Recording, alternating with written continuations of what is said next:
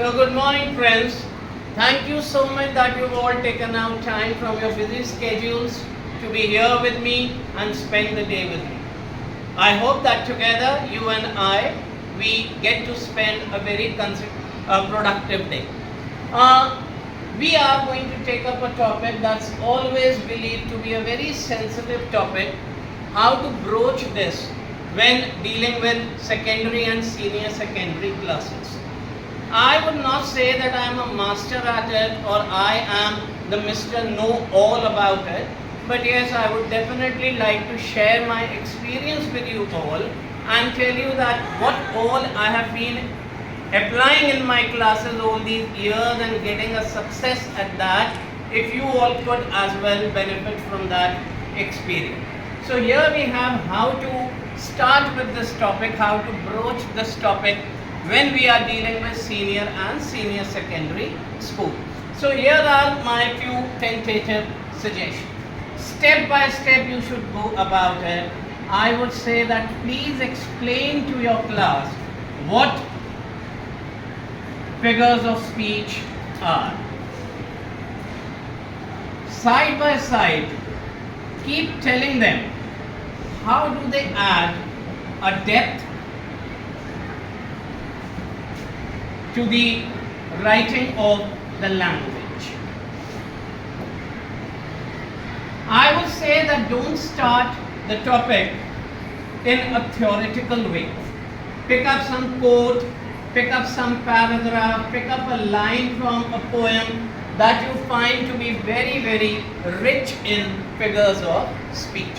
Once you start with that, you would find the children's interest would begin to pick in and they would start listening to you, right? And provide, I would say that provide a list of common figures of speech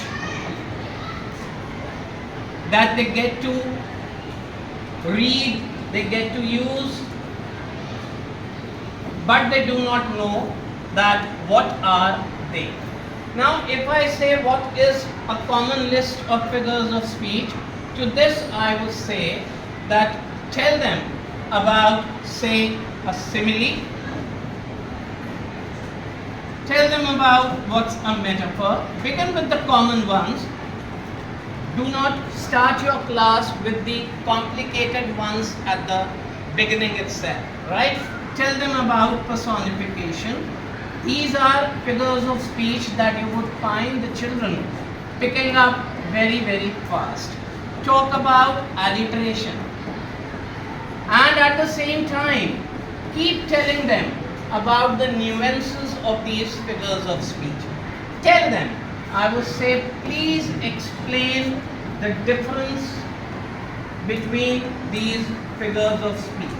Now, when we talk about, say, a simile or a metaphor, I would say explain to them the difference. Like when it's a simile, you may say your smile is like the sun. The children pick it up very quick when you tell them that where a like or a as is used, that's the easiest way to identify a simile. When it comes to metaphor, simply say your smile is the sun. That's the way how you can broach the topic. That's how, if you explain to them the differences between all types of figures of speech, they will understand it very well, right? After this is done, my advice would be that divide the class into groups. Divide the class into groups and delegate one figure of speech to one group. Tell the group to write a short poem, a sentence, a paragraph using that particular figure of speech very, very richly. Give them a little time, and after that time is over, share the presentations in the class. It is an English class, remember. Do not worry about a little noise in the class. English classes are always best when they are a little noisy. So once you would see that the presentations are being shared and the children are actually taking to them like fish takes to water, you would come to understand how to go about the topic. You would then not require my help. Ideas would begin to pour into your heads on their own.